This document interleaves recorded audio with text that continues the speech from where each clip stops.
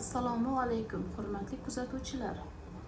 O'tgangi mavzularimizda ayollarga kerakli bo'lgan mavzularni olib chiqishga harakat qilgan edim va shu bilan davom etmoqchiman. Yangi tuqqan onalarimizga va kelajakda ona bo'ladigan ayollarimizga kerakli mavzular. Qisqasi, barcha ayollarga kerakli bo'lgan mavzularni yoritib, ularni ochiqroq qilib tushuntirib berishga harakat qilaman.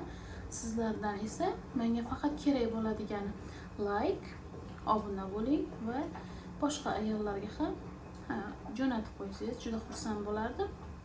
Qo'ng'iroqchani ham bosib qo'yish esdan chiqmasin. To'liq ma'lumotni video oxirida bilib olasiz. Ko'pchilik onalarimiz yangi tuqqan vaqti juda ko'p xatoliklarga duch keladi, chunki ularga yaxshi tushuntirilmaydi. Keyin yangi tuqqan vaqtingiz og'riq bo'ladi ko'krikda.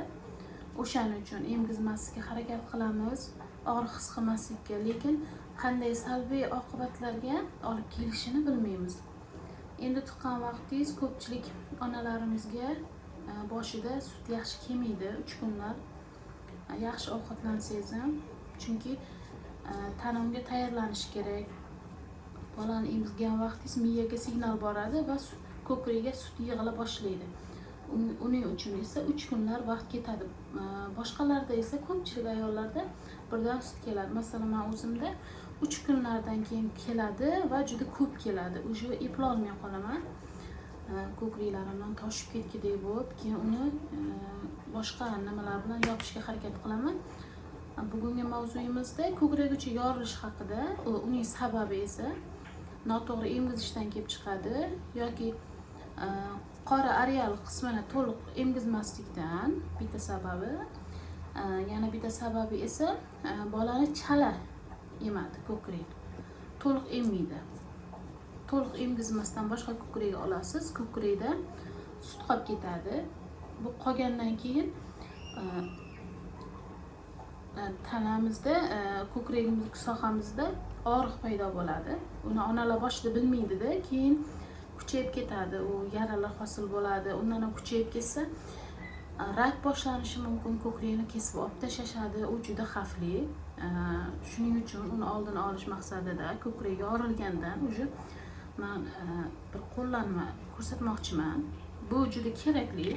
O'zimga ham kerak bo'lgan, menga ham bittasi o'rgatgandan keyin endi boshqa onalarga ham yordam sifatida ularga ko'rsatib bermoqchiman.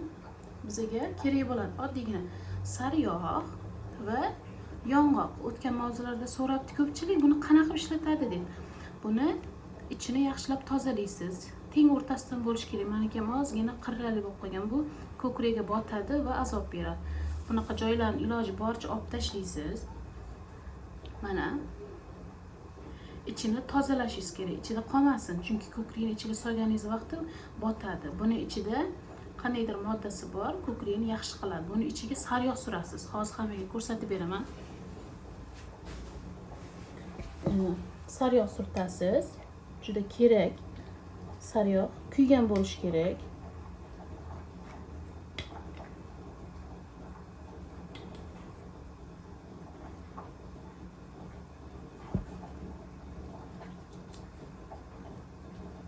Ko'p solmang, chunki ko'kragingiz solganingizdan keyin issiqlik chiqib, bu erib ketadi, oqib chiqib ketadi.